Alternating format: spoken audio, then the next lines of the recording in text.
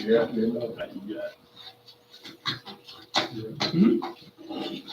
This is the regular board meeting of Tatum ISD. It is now 5:30 PM on February the 14th, 2022, and we have a quorum. Mr.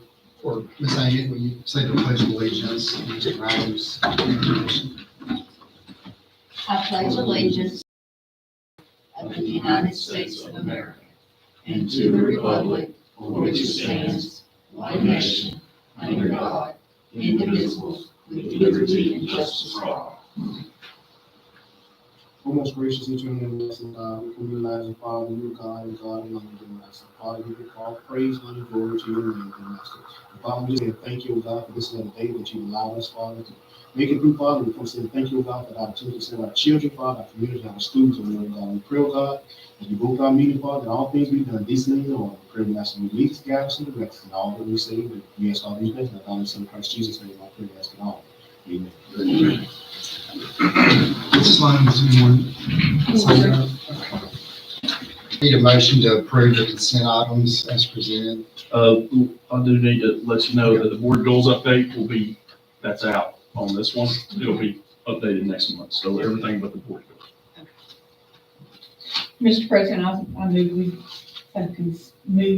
that we approve the consent items.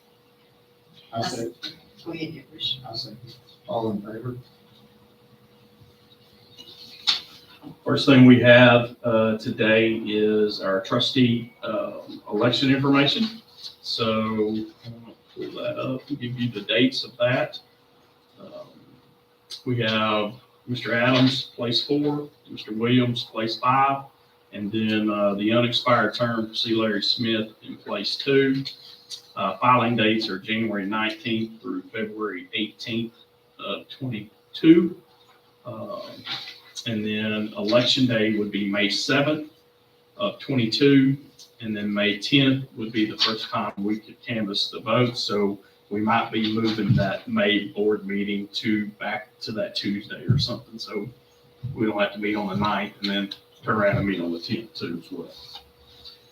The next item that I have is our ESSER survey. We sent this out to our community for them to make some comments. This is our government funds that we received. And we had, I believe, 5 community members provide input. Tonight, you can provide input, or you can, when we go through this, if there's something that you think, oh, let's make sure we add this and all that. So we sent it out to all of our staff last week. And so as you can see, there are 22 teachers that filled it out, 9 support staff members, and I guess we picked up a parent, 6 parents. And this was on our website. We had pushed it out, trying to just get some feedback about how we're doing with our emergency use funds. They could list what their child will, if they're in foster care, or if they have children in the juvenile justice, if they have a 504 special education student. And then one of the questions right off the bat is, do you feel like your child has made progress this past semester? And majority felt like they have. Yes, and some, 2 people said no. So we had 32 say yes and some, and 2 people said no, and 5 said not sure. How active have the following been in supporting your child in addressing learning loss due to the COVID pandemic? And so looking at in-class interventions and in-class tutoring, they felt pretty much it was, we've done a good job, highly effective or moderately effective. 2 people said it's not been effective.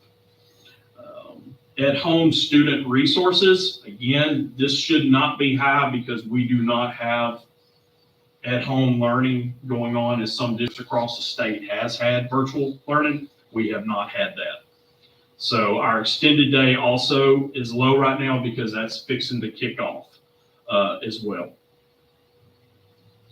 Looking how effective have the social, emotional strategies in supporting the needs of the students, counseling for students. 8 said it's been highly. 15 says moderately effective. 3 said has not been effective. And then 7 did not use it, and 8 don't know. Teacher training to support students' social and emotional needs in the classroom. Our teachers felt like, I guess, they felt good about the training they've received so far there. Social work issues, we don't have a lot of that, but if we do, they felt like it's been okay. Most of the time, we don't use that. The parents or teachers that filled this out. Health nursing, I figured this was going to be pretty good because of offering the COVID clinic next door for all of our kids if they need to be tested and our staff members. And then down here, the next question is, please list any school facility repairs or improvement to reduce the risk of COVID-19. There's one in here, a film room divider in the field house.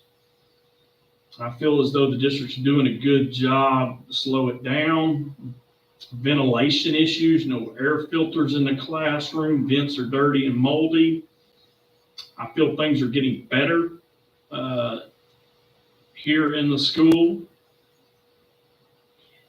HEPA filters or HEPA filters, access to Clorox spray, custodians wiping our tables and doorknobs daily, dusting, clean AC vents, mildew and mold inside the vents. So looks like we got to look at some vents is probably what we gathered out of this. And then they put having access to a COVID testing and fever testing has been amazing. Change air filters monthly. Air vents again. So that was pretty much the common theme, was when you're looking to improve in facilities is look at the air vents. And so we'll be looking at that. Please list any other activities to help with learning loss. Another nurse. Online virtual tutors. And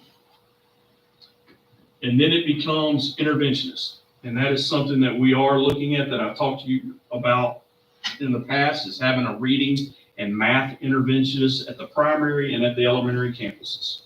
We currently do not have that. And that is something that we're going to be looking to put in our budget. So when I was going through this recommendation for this question, to address learning loss, overwhelmingly it's been intervention. And so I talked to the principals about it. They know it's on our radar to try to get a reading and math specialist at the primary and elementary campus. But that was pretty much the gist of that. Any comments, suggestions? Do you want on the ESSER survey? Are you okay with it? I think overall it sounds pretty good. I mean, some of these things like the vents, I mean, that can certainly be addressed and corrected. I think as a board, you need to realize too that our teachers have worked really hard and been, when you see this question right here about, do you feel that your child has made progress this past semester? Mm-hmm. To me, that's pretty powerful. Yeah, I agree. So, Both of them been through so much, teachers and Correct. students. all right, next item I have is order the election. We have to do this. And so the election, as I talked about earlier, will be May 7th.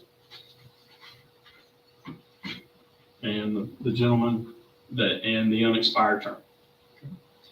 I need a motion to approve ordering the May 7th, 2022 school board trustee election. Mr. President, I also move. I second. All in favor? Next item we have is, again, we do a joint election agreement with the city of Tatum. And this is standard process for the May 7th election. I need a motion to approve an agreement between Tatum ISD and the city of Tatum to hold a joint election on May the 7th, 2022, as presented. I make a motion to approve.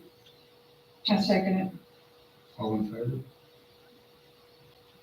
Next item we have is, you'll recall, February the 4th, we had all campuses closed due to ice. Well, there are some personnel such as our maintenance and I think I've got it on here. Mr. Five, maintenance and Close drive. bus drivers. They can't make those days up. And so we would like, and we've done this in the past, so our recommendation is that we pay them for those days. As teachers and administrators, cafeteria, custodians, we can make those days up, but a bus driver can't make the day up, and our maintenance personnel cannot make that day up. Do I have a motion approving the resolution regarding wage payments during the school closing for bad weather on February the 4th, 2022? I make the motion to approve the payment. I second All in favor? The board will now convene into a closed meeting to discuss the following items posted on our agenda this evening as followed by the Texas Government Code 551.074 involving contract renewals for school administrators, employment and resignations of professional personnel. No voting will take place in the closed meeting. Any action the board wishes to take as a result of this discussion in closed session will take place after the board reconvenes in the open meeting. It is now 5:44. 5:44. Yeah.